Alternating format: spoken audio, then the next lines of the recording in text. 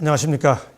김상래 교수와 함께하는 구약 다시 읽기 제1부 부조와 선지자를 따라서 22장입니다.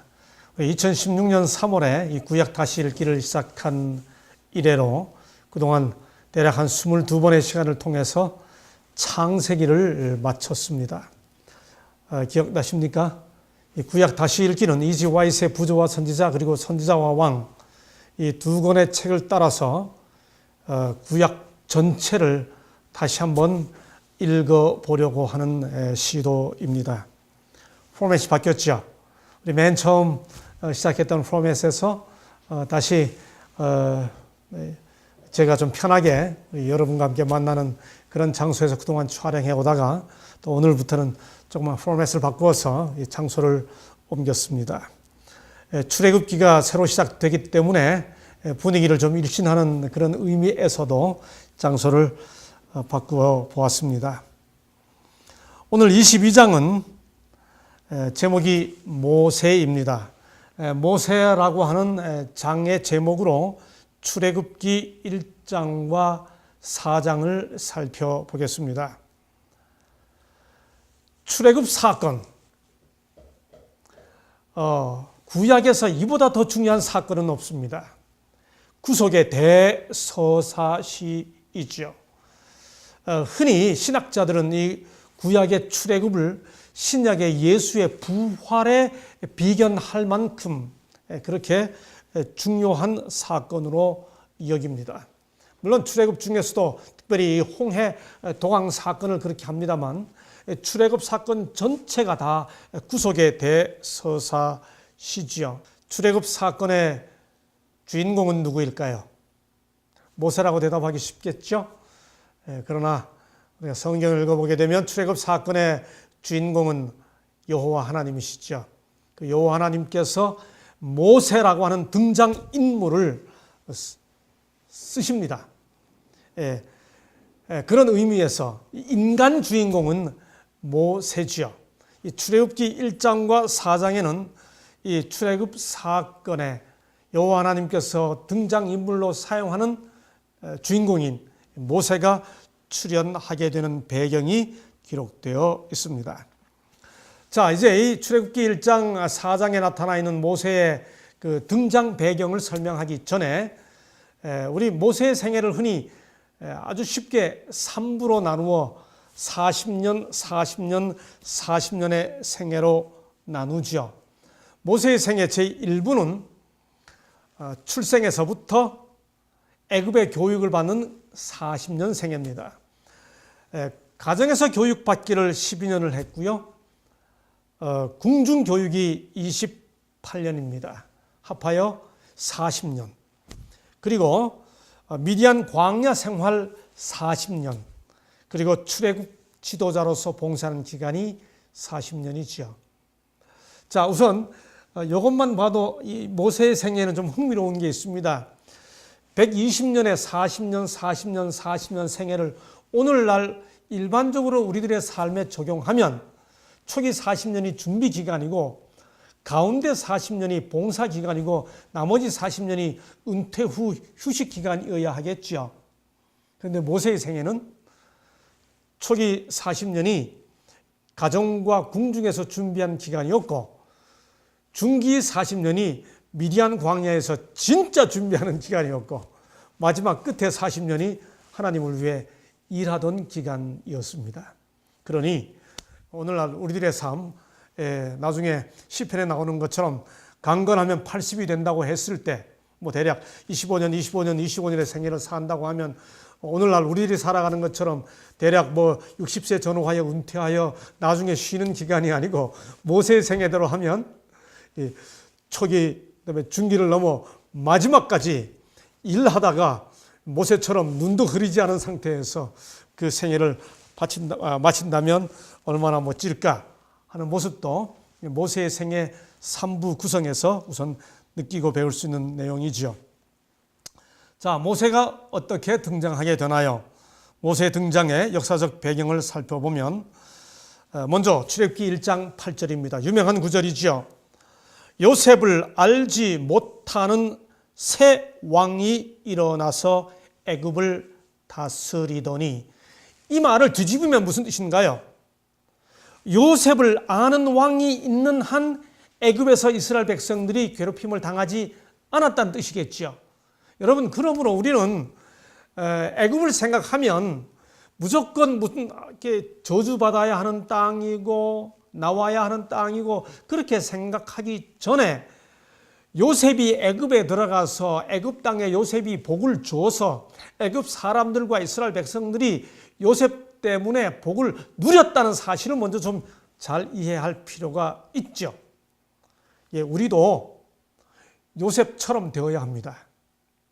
그래서 요셉 같은 사람이 있으면 애굽 같은 나라도 이스라엘 백성들이 박해를 받지 않죠. 문제는 요셉을 알지 못하는 새 왕이 일어나면서 시작하죠. 이 왕이 일어나서 이스라엘 백성들을 이제 괴롭히기 시작하는데, 출애굽기 1장 11절이 대표적이죠. 그들에게 무거운 짐을 지워 괴롭게 하여 그들로 바로를 위하여 국고성 비돔과 람셋을 건축하게 하니라. 이 영상을 보시는 여러분, 애굽의 이집트 왕자라고 하는 애니메이션 영화 혹시 보셨습니까? 10개라고 하는 영화 혹시 보셨습니까? 성서 영화 출애굽 이야기할 때마다 모세가 다투는 애굽의 왕 이름이 뭐든가요? 람셋이죠.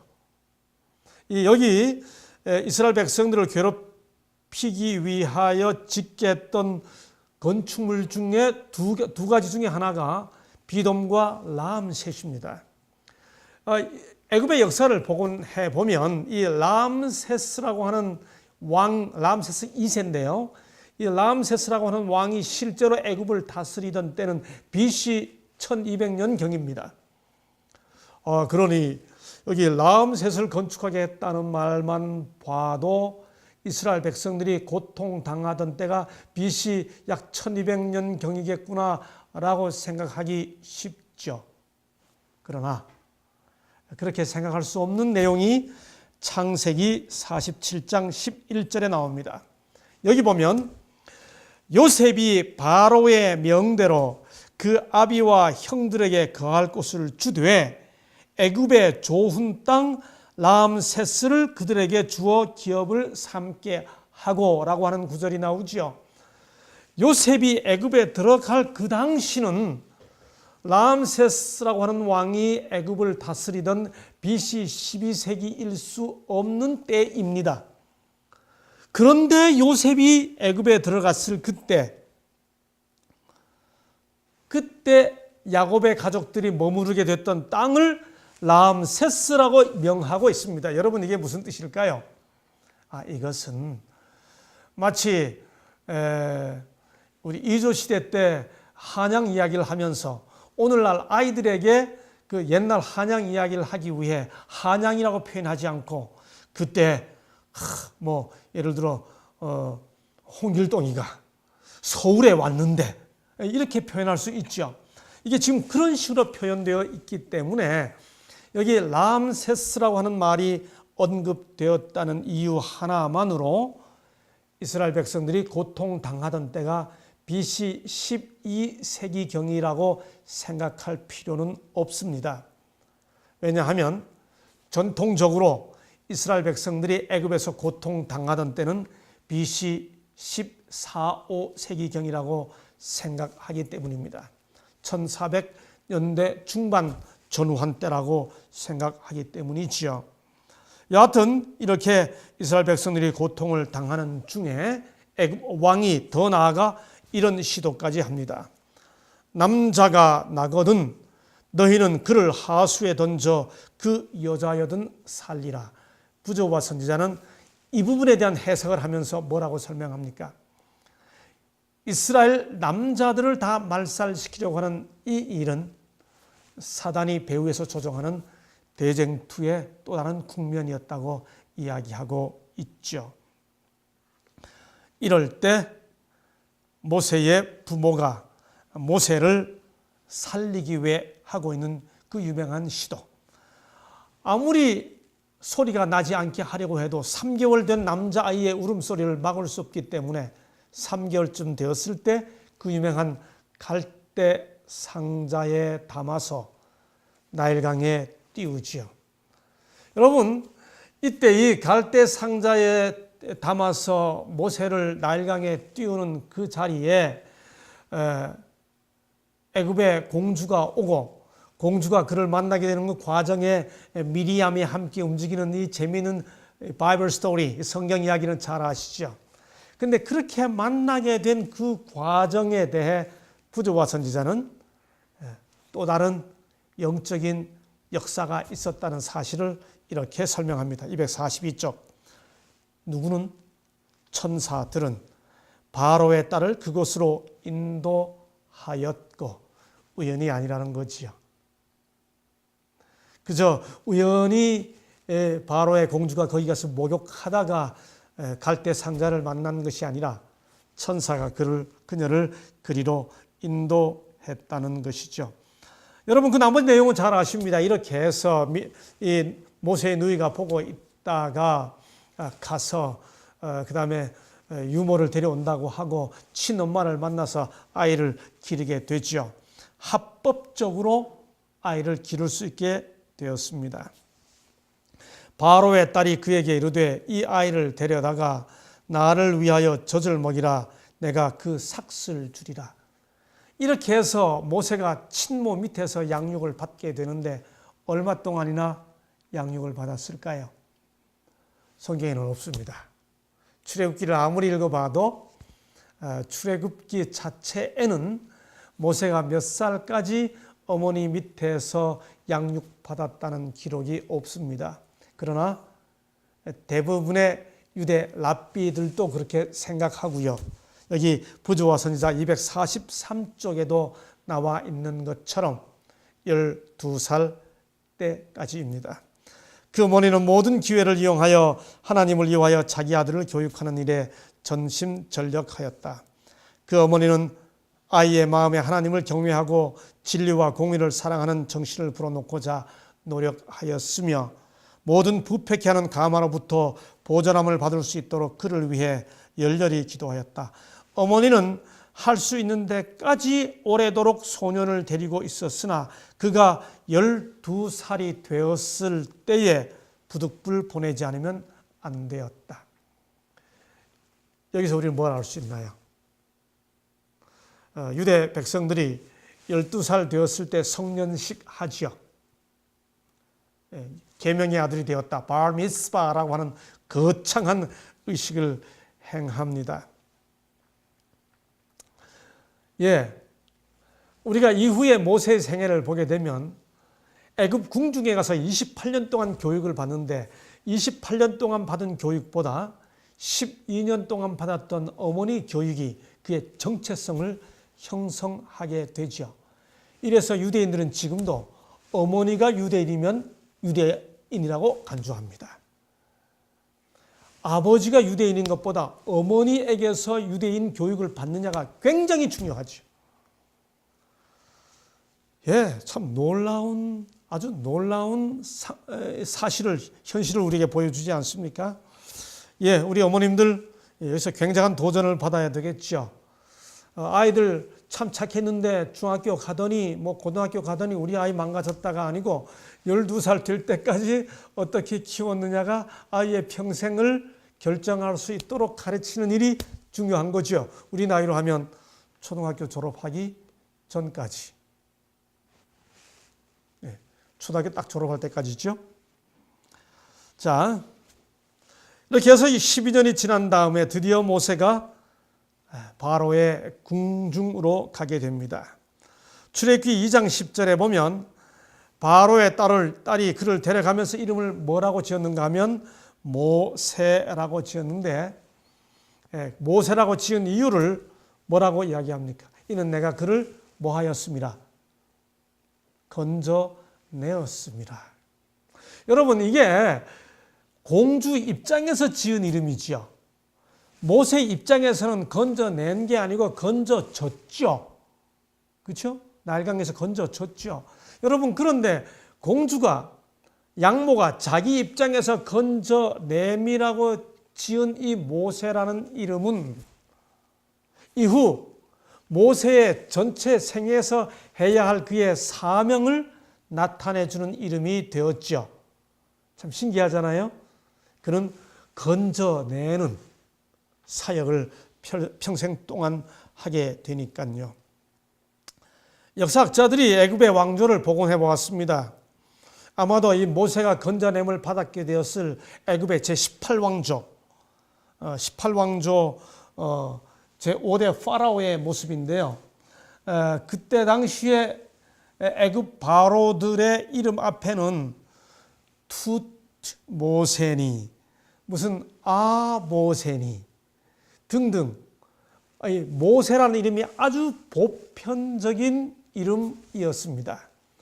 근데 왜 성경에는 앞에 뭐 투투모세니, 아모세니, 라모세니 이런 게 떨어져 나가고 모세라는 이름만 남았을까요?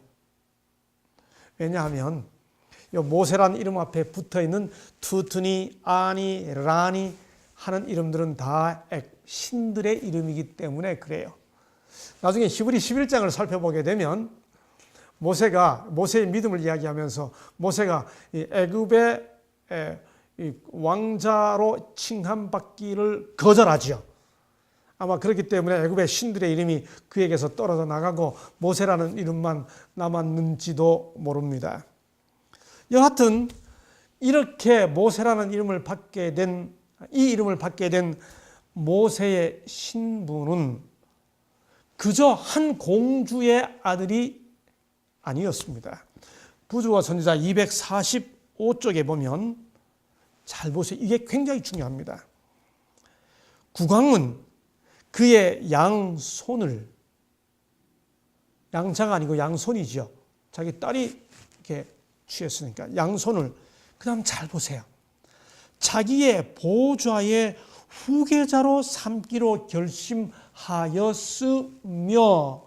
여러분 그렇기 때문에 우리는 이 부조와 선지자 이 설명에 의하면 모세는 소위 뭡니까? 새 손이었습니다. 왕권을 계승받을 권력 계승자였습니다. 애굽의 권력 계승자가 된 거지요. 청년은 그의 높은 지위를 위하여 교육받았다. 마치 이조시대 때 영조 다음에 사도세자, 사도세자 다음에 정조가 이렇게 그 세 손이 왕으로 즉위하지 않습니까? 어쩌면 그런 지금 자리를 차지하고 있었습니다. 어떻게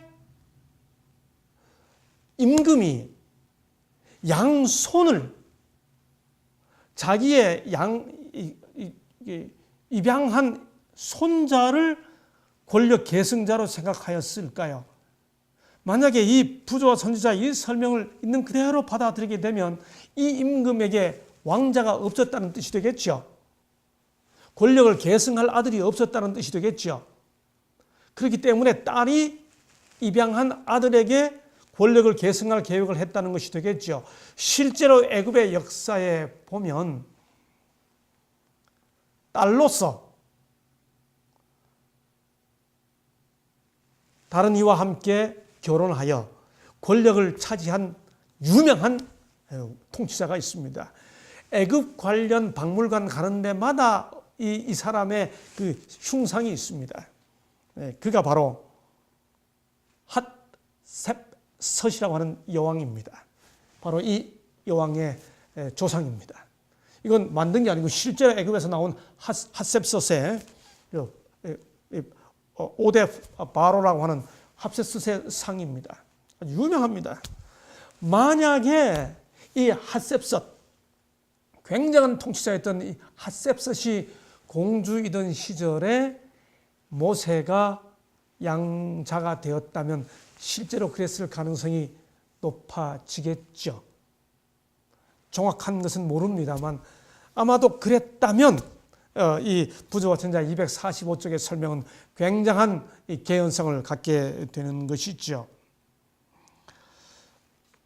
어떤 교육을 받게 되었나요? 성경에서 이 모세가 애굽 궁중에 가서 받았던 교육을 스데반의 그 설교 중에 언급되어 있습니다. 바로 그것이 사도행전 7장 22절이죠. 바로의 딸이 가져다가 자기 아들로 기름에 애굽 사람의 학수를 다 다 배워 그 말과 행사가 능하더라. 여러분, 모세가 히브리인의 아들로 태어난 모세가 애굽 궁중의 새 손으로서 애굽의 학술을 다 배웠습니다. 국립대학의 왕손 교육을 받은 것입니다. 그래서 말과 행사가 다 세속적인 실력이 출중하게 된 것입니다. 여기 부조와 선지자 245쪽 6쪽에는 이 구절을 설명하여 이렇게 말합니다. 바로의 궁정에서 모세는 최고의 시민적 군사적 훈련을 받았다. 그의 위대한 지력은 각 시대의 위인들보다 뛰어났다. 역사가, 시인, 철학자, 군대 장관, 입법자로서 그는 비교될 사람이 없는 위치에 서게 되었다. 굉장한 실력을 갖춘 것입니다. 여러분, 그런데 모세가 이렇게 28년 동안 애굽의 궁중 국립교육을 받고 있는 동안 그가 민족의식을 잊어버렸을까요? 12년 동안 받았던, 어머니에게 받았던 그 교육의 정신이, 민족 정신이 그에게서 여전히 남아 있었습니다. 히브리 11장 24절로 26절 봅니다. 그래서 그 모세의 당시 심정에 대해 성경은 이렇게 말하지요. 믿음으로 모세는 장성하여 바로의 공주의 아들이라 칭함을 거절하고 28년 동안 교육받았는데도 세손되기를 거절하고 도리어 하나님의 백성과 함께 고난받기를 잠시 죄악의 낙을 누리는 것보다 더 좋아하고 이 더 좋아하게 된 모세의 정신이 언제 심어진 겁니까? 12년 동안 교육받는 동안에 그리스도를 위하여 받는 능력을 애굽의 모든 보화보다 더 큰 재물로 여겼으니 이는 상 주심을 바라봄이라. 이게 모세의 정신이었습니다. 그런데 모세가 그런 믿음은 가지고 있었지만, 그런 민족의식과 정신은 가지고 있었지만은 하나님 앞에서 어떻게 부름을 받아 일해야 되는지를 기다리는 믿음은 아직 갖고 있지 않았습니다. 출애굽기 2장 11절, 모세가 어느덧 40살이 되었습니다. 모세가 장성한 후에, 출애굽기 2장은 이렇게 말하지만 사도행전 7장 23절은 이때 장성한 후에를 설명하여 말하기를 나이 40이 되매 이렇게 말합니다. 우리는 이 사도행전 7장 23절 때문에 모세가 그 애굽 궁중에서 교육받았던 기간이 40살까지라고 하는 사실을 압니다. 40이 되매 그 다음에 어떻게 했나요? 왕자가 될 생각을 하는 것이 아니라 히브리 민족들, 고난당하는 히브리 민족들, 자기 동포들을 돌아볼 생각이 났다고 말하죠. 그럴 중에 한 형제가 원통한 일당함을 봅니다. 그래서 우리가 잘 아는 대로 가서 쳐 죽이고 땅에 묻죠. 여러분, 모세가 이때 애굽 사람에게 원통한 일 당하는 히브리 동포를 보고 의분이 일어나서 독립정신으로, 민족정신으로 사람을 쳐 죽이고 묻었습니다. 왜 그렇게 했을까요? 단지 의분이 일어났어요? 스데반은 그때 그렇게 했던 모세의 속생각을 이렇게 설명합니다. 그 형제들이 하나님께서 자기의 손을 빌어 구원하여 주시는 것을 깨달으리라고 생각하였으나, 무슨 말이에요? 모세는 나이 40이 되면서 자기 동포들을 바라보니 동포들이 한심하게 보이기 시작했습니다. 자기는 지금 민족의식이 가득 차 있고 백성들을 위해 일할 준비가 다 돼 있고 각오가 다 돼 있는데 내가 이렇게 모든 준비가 다 되어 있다는 사실을 이 동포들이 전혀 모르고 있는 겁니다. 나는 뭔가 일할 준비가 되어 있다고 자신감이 충만해 있고 가슴이 답답해져 있던 이 모세가 알아보지 못하는 백성들에게 나 준비됐다는 사실을 어떤 방식으로든 알려줄 수 있다고 생각하고 마침 한 동포가 억울한 일을 당하니 그를 괴롭게 하는 애굽 사람을 쳐 죽이고 묻었던 것입니다. 이런 걸 가리켜 뭐라고 말하는가 하면 영어로 I'm somebody 의식이라고 그럽니다. 나는 다른 사람하고 달라. 우리가 교회 나오면서 신앙을 하면서 나는 세상 사람들하고 뭐가 다르기 때문에 저 사람들에 대해서 내가 뭔가 해야 돼. 여러분, 그게 나는 저 사람들하고 뭐가 다르기 때문에 해야 돼 라고 생각할 때 하나님께서 보내시기도 전에 자기가 나섭니다. 모세가 지금 나는 저들과 뭔가 달라라고 하는 것이 하나님 앞에 빚진 마음이 아니고요. 자기가 뭔가 더 낫다고 하는 생각으로 이제 동포들 위해 뭔가 자기가 해야 되겠다고 하나님이 보내지도 않았는데 나서려고 하는 시도가 여기 스며 있는 것입니다. 하나님이 보내지도 않았는데 자기가 하나님이 일 해야 된다고 생각하고 있는 거지요. 이 답답한 백성들이 하나님께서 자기의 손을 빌어 구원하여 주시는 것을 깨달으리라고 생각하고 그렇게 한 것입니다. 그런데 저희가 깨닫지 못하였습니다. 부조천자 246쪽은 이렇게 했던 모세의 마음을 이렇게 설명합니다. 애굽 사람을 죽임으로 모세는 조상들이 누누이 범한 과오, 곧 하나님께서 하시겠다고 약속하신 일을 자신들의 손으로 처리한 과오를 반복했다. 기껏 기도해놓고 하나님께서 응답하시기도 전에 자기가 다 계획하고 먼저 나서는 그런 실수를 모세가 또 범한 것이죠. 아브라함이 했던 것처럼요. 하나님의 뜻은 모세가 생각한 대로 전쟁으로 그분의 백성을 해방시키는 것이 아니라 영광이 그분께만 돌려지도록 그분 자신의 능하신 힘으로 하시는 것이었다. 여러분, 이래서 출애굽 사건은 모세 때문에 생긴 것이 아니고 하나님께서 출애굽 사건을 계획하셨는데 그 일을 감당해야 할 모세가 준비될 때까지 하나님께서 모세를 준비시키셔서 쓰시는 거죠. 모세 때문에 출애굽이 생긴 게 아닙니다. 준비된 모세가 출애굽을 위해 쓰임을 받는 것이죠. 나 없으면 무슨 일 되나 봐라. 됩니다. 하나님께서 그 사람을 다만 쓰실 뿐입니다. 이렇게 해서 모세는 또 다른 교육을 받게 됩니다. 결국 폭로됐다는 사실을 알고 미디안 광야로 도망가죠. 도망가서 아내 시보라를 만나죠. 시보라를 만난 다음에 성경 읽으면서도 참 이런 삶도 있구나 하는 느낌이 드는데 그게 뭐죠? 모세가 처가살이 하게 됩니다. 그것도 몇 년 동안요. 4년이 아니고 몇 년 동안요. 남자가 40년 동안 처가살이 하면서 미디안 광야에서 지내게 됩니다. 잠깐 지나가는 이야기입니다만은 한번 성경에 나와 있으니까 성경 공부 하나 하고 지나가죠. 출애굽기 2장 18절에 보면 모세의 장인 이름이 뭐라고 나와 있죠? 르우엘이라고 나와 있습니다. 하나님의 친구라는 이름이에요. 뜻의 이름입니다. 근데 출애굽기 3장 1절에 보면 그 르우엘의 다른 이름을 뭐라고 그럽니까? 이두로라 그러죠. 한 사람의 이름이 뭐 2개씩 있는 건 보통이에요. 그런데 우리 교우님들이 성경 자세히 읽어보면 조금 헷갈리게 되는 부분이 사사기 4장 11절에 나옵니다. 거기 보면 모세의 장인 누구라고 나오나요? 호밥이라고 나와요. 그러니까 모세의 장인은 이름이 르우엘이에요, 이두로예요, 호밥이에요. 여러분, 이 한글 개역이 호밥이라고 그랬는데 개역 개정마저도 모세의 장인 호밥이라고 번역해 놓은 것은 좀 아쉽습니다. 왜냐하면 민수기 10장 29절에 보면요. 뚜렷이 뭐라고 나오는가 하면 모세가 그 장인 미디안 사람 르우엘의 아들 호밥이라는 표현이 나와요.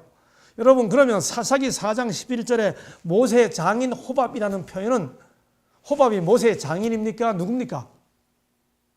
뭐예요? 모세의 장인 미디안 사람 르우엘의 아들이니 호밥은 모세의 장인이 아니고 처남이죠. 히브리어로 호탄 혹은 호텐이라고 하는 이 단어는 모음만 다르지 자음이 똑같아요.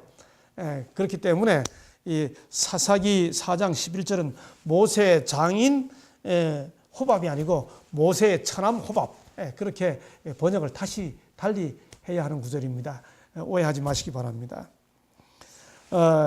바로 이 모세의 호밥은 모세의 처가예요. 미디안 족속이면서 동시에 미디안 족속 내부의 그 안에 또 속해 있는 겐 족속입니다. 훗날 모세가 애굽을 출애굽하게 됐을 때 이 광야를 워낙 잘 알기 때문에 이 호밥이 이스라엘 백성들을 이 매형이 되나요? 아니면 처남이니까 매제가 되는지 그 관계는 잘 모릅니다만, 여하튼 이 호밥이 이스라엘 백성들을 광야에서 안내하는 그 안내자가 되지요. 그리고 훗날 아말렉 족속을 멸하게 될 때 이 호밥이 속해 있던 미디안 겐 족속은 살려주지요. 부조와 선지자 628쪽에 이런 말이 있습니다. 아말렉 사람들을 멸하는 마당에서도 그들 중에 거하는 겐 사람을 구하셨다. 이 백성은 완전하게 우상 숭배를 버리지도 않았으나, 바로 이 모세의 장인 처가입니다. 하나님을 예배하는 자들이었고 이스라엘과 친한 자들이었다. 이 족속 중에 모세의 처남 호밥이 있었는데 그는 이스라엘 백성과 함께 광야를 여행했고 그가 그곳 지리를 잘 알므로 이스라엘 백성들에게 귀중한 도움을 주었다. 여하튼 모세는 이렇게 미디안 광야에서 아내를 만나 결혼하면서 처가살이를 하게 되죠. 그 미디안 광야에서 한 해, 두 해도 아니고 4년도 아니고 14년도 아니고 40년을 보냅니다. 산만 보고요. 여러분, 지금은 그런 냄새가 잘 안 납니다만 제가 어릴 때 개, 소하고 다 같이 살았잖아요. 부엌에 가면 그 소 외양간이 부엌하고 같이 붙어서 염을 다 주었잖아요. 지금 생각하다 제가 어쩌다가 조금 그 소 키우고 개 키우는 분들하고 만나면 제 고향 냄새가 나는 것 같아요. 그 몸에서. 어릴 때 제가 생각해보면 어릴 때 우리가 다 아침 저녁으로 샤워하고 이러지 않던 3달에 한 번씩 샤워하던 그 시절에 그 소냄새, 소똥 냄새가 다 우리 몸에 배어 있었던 것 같아요. 요즘에도 그런 냄새 나는 분들이 가끔 외국 분들 만나면 나지요.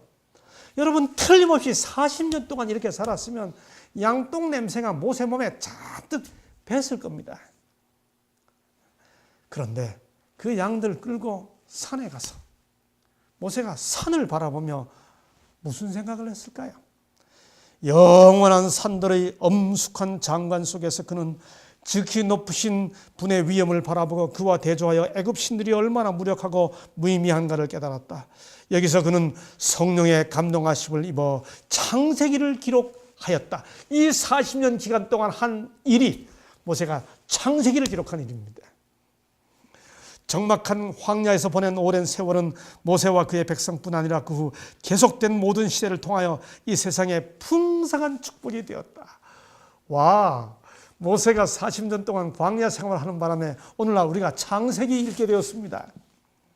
네, 우리가 다 이런 시간을 갖게 되면 뭔가 하나님의 역사를 전하는 간증이 됐든 일기가 됐든 기록이 됐든 뭔가를 남기는 것은 참 의미 있겠죠. 그렇게 40년이 지나가던 어느 날 아주 평범한 일상이었습니다. 그날 또 양똥 냄새 맡아가며 산에 갔죠. 성경 읽어보면 출애굽기 3장 1절에 보면 하나님의 산 호렙이라는 표현이 나옵니다. 여러분, 이게 언제부터 하나님의 산입니까? 모세가 양치던 산입니다.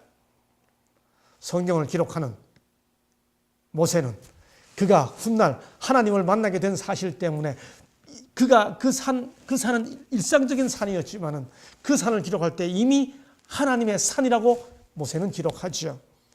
거기서 우리가 잘 아는 유명한 이야기, 떨기나무 가운데 그를 불러 가라사대 모세야 모세야. 여러분, 성경 읽어보세요. 하나님께서 당신의 특별한 백성들을 부를 때, 종들을 부를 때 한 번 부르지 않아요. 언제나 2번 부릅니다. 사울아 사울아 2번이고 사무엘아 사무엘아 2번 불러요. 모세야 모세야 부릅니다. 떨기나무 가운데 하나님께서 임하셨어요. 꺼지지 않는 불입니다. 여러분, 저는 개인적으로 촛불 헌신회 하는 거 보면서 저거 성경적이 아니다 하는 느낌을 가질 때가 많습니다. 촛불 헌신회는 초가 타는 데까지 불이 나요. 여러분, 우리가 우리 열심 가지고 하나님 사업하면 내 열심 탈 때까지 하나님 사업합니다. 그런데 우리가 내 열심과 상관없이 하나님 사업하려면 내 몸 태워서 하는 헌신이 아니고 내 열심 태워서 하는 헌신이 아니고 꺼지지 않는 불이 임해야 합니다. 여기 떨기나무 가운데 꺼지지 않는 불이 임했죠. 하나님께서 모세를 부르십니다. 여러분, 이때 하나님께서 모세를 부르시고 보내세요. 부르시는 게 한자로 뭔가요? 소명. 보내시는 게 뭔가요? 사명. 여러분, 하나님 일을 하려고 하는 사람들은 이 두 가지 명이 있어야 합니다. 하나님이 나를 불러줬다고 하는 소명감 있어야 되고요. 하나님이 나를 보내셨다고 하는 사명감 있어야 합니다. 모세가 지금 하나님의 부르심을 받습니다. 모세야, 모세야. 바로에게 가라. 그때 모세가 뭐라고 핑계댑니까? 내가 누구 간데 바로에게 가며 합니다. 여러분, 겸손해졌습니까? 전에는 보내지도 않았는데 하나님께서 자기를 통해 자기를 보내셨다는 것을 이스라엘 백성들이 깨달으리라고 생각하여 일을 저질렀는데 이제는 보내도 뭐라고 말해요? 내가 누구 관대라고 말하죠. 하나님께서 뭐라 대답하셨습니다? 내가 정녕 너와 함께 있으라고 약속 주세요. 그러자 모세가 또 말하죠. 내가 이스라엘 백성들에게 가서 말하기를 하나님께서 나를 보내셨다 하면 그들이 내게 묻기를 그의 이름이 무엇이냐 하리니, 이 말은 쉽게 말하면 뭔지 아세요? 나 신학 공부 안 했습니다. 그 말입니다. 내가 무엇이라고 그들에게 답하리까? 하나님께서 당신의 신명을 계시합니다. 나는 스스로 있는 자니라. 이름을 걸고, 이게 무슨 굉장한 의미가 있어요. 다음 장에서 제가 설명드리겠습니다. 그래서 모세가 알겠습니다 합니까? 뭐라고 또 핑계대나요? 그들이 내 말을 믿지 않을 겁니다. 또 말은 하나님께서 그래? 그러면 이렇게 해봐 하고 이적을 보여주죠. 이 이적 중에 하나가 뭡니까? 지팡이 던지라. 지팡이가 뭐가 됐어요? 뱀이 됐죠. 뱀이 됐을 때 하나님께서 어디를 잡으라고 그랬습니까? 뱀 머리를 잡으라고 그랬습니까? 뱀 꼬리를 잡으라고 그랬습니까? 성경 잘 보세요. 출애굽기 3장, 4장 2절, 9절을 보면 뱀 꼬리를 잡으라고 그랬습니다. 여러분, 뱀 잡을 때 꼬리 잡는 것은 죽으라는 것하고 똑같습니다. 뱀은 반드시 어디를 잡아야 되나요? 머리 잡아야 됩니다. 제 초등학교 동창 중에 초등학생 때부터 뱀 잘 잡는 친구 있었습니다.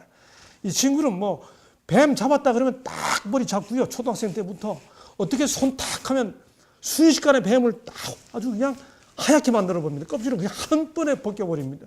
그렇게 벗겨가지고 주머니 넣어놨다가 이렇게 배를 들고 다니다가 이 배천 딱 하면 이 뱀이 딱 배천을 물면 그 강한 배천을 잡아당기면 이 뱀 이빨이 다 후두둑 같이 뽑혀 나옵니다.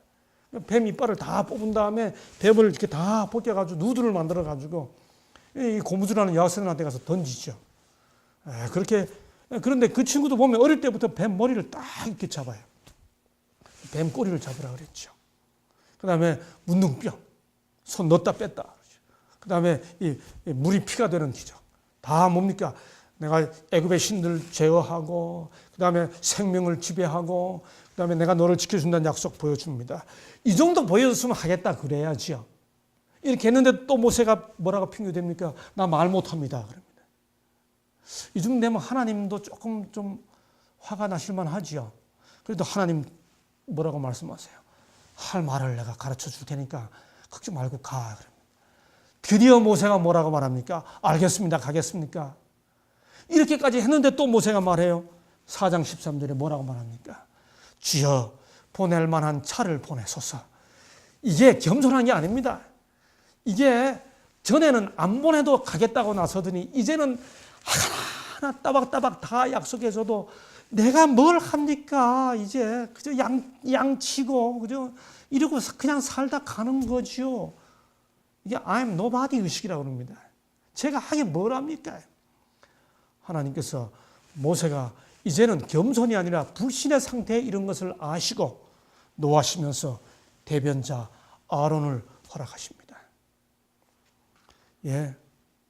이 같은 변명들이 처음에는 겸양해서 나왔으나 여호와께서 모든 어려움을 제거하시고 최후의 승리를 주시겠다고 약속하셨는데도 계속 뒷걸음치며 자기가 부적당하다고 호소하는 것은 하나님께 대해 불신을 나타내는 것이다.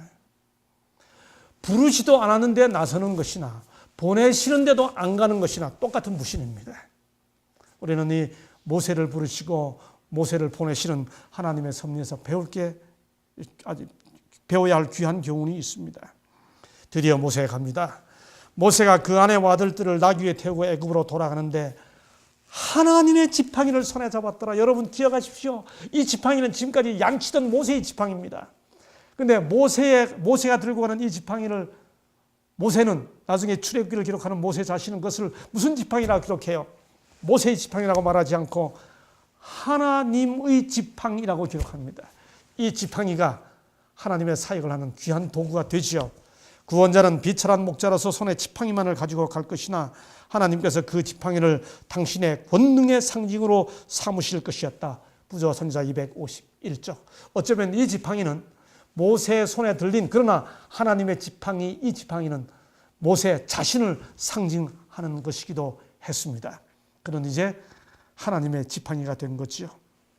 자, 이렇게 돌아가는 모세를 출애굽기 4장 24절을 보면 황당한 사건이 나옵니다. 갑자기 길에서 하나님께서 모세를 만나 죽이려고 합니다. 왜 보내시고 순종하여 가는 모세를 하나님께서 길에서 만나 죽이시려고 합니까? 그런데 죽이시려고 하자 십보라가 나섭니다. 그리고 아들의 양피를 베고 할례를 행합니다. 그러자 하나님께서 모세를 놓자 이 십보라가 모세를 가리켜 피난편이라고 부릅니다. 여러분, 모세가 갈 때, 애굽으로 돌아갈 때 아들 몇 명을 데리고 갔어요? 성경에 보면 아들들을 했습니다. 아들 하나가 아니고 들이니까 적어도 2명 이상이겠죠. 성경에 보면 모세에게는 아들 2명이 있습니다. 하나는 게르솜, 하나는 엘리에셀입니다. 게르솜은 아무래도 광야 생활 초기에 낳은 것 같습니다. 왜냐하면 이름이 객이란 뜻이니까요. 근데 엘리에셀이라는 이름의 뜻이 뭔지 아세요? 하나님이 나를 도우사 바로의 칼에서 구원하였다 함이라, 그 뜻입니다. 엘리에셀이라는 이름이. 그러니까 광야 생활 초기에 낳았기 때문에 객이라고 불렀고요. 큰아들은. 막내 아들, 둘째 아들 이름은 엘리에셀인데 하나님께서 바로의 칼에서 구원했다고 말씀하셨으니까 이것은 아무래도 이제 그를 애굽으로 다시 돌아가게 했을 때쯤이겠죠. 광야 생활 처음과 끝에 낳은 아들들입니다. 그렇기 때문에 이때 할례를 받지 않은 아들은 틀림없이 어린 엘리에셀이었겠죠. 모세는 그가 하나님의 요구 중 하나를 무시한 것을 기억했다. 아내의 권위에 못 이겨 그는 막내 아들에게 할례식을 거행하는 일을 등한히 하였다. 모세는 그의 아들이 이스라엘로 더불어 세우신 하나님의 언약의 축복을 받을 자격을 얻게 해주는 조건을 이행하지 않았다. 그들이 선택한 지도자에게 있는 이런 태만이 백성에게 보내신 하나님의 교훈의 능력을 감소시킬 수밖에 없었다. 십보라는 남편이 죽임을 당할지 모른다는 두려움으로 손수의식을 거행했다. 한 백성의 지도자로 부름을 받는 모세에 대한 하나님의 깊은 기대를 우리는 이 사건을 통해 알게 되는 것이죠. 이스라엘 민족을 당신의 언약 백성으로 회복하려고 하는 이 즈음에 언약 백성의 상징인 할례를 행하지 않은 모세의 실수는 결코 작은 것이 아니었기 때문입니다. 이렇게 하여 모세가 이스라엘 백성들에게로 돌아갑니다. 22장 오늘은 여기까지 하겠습니다. 감사합니다.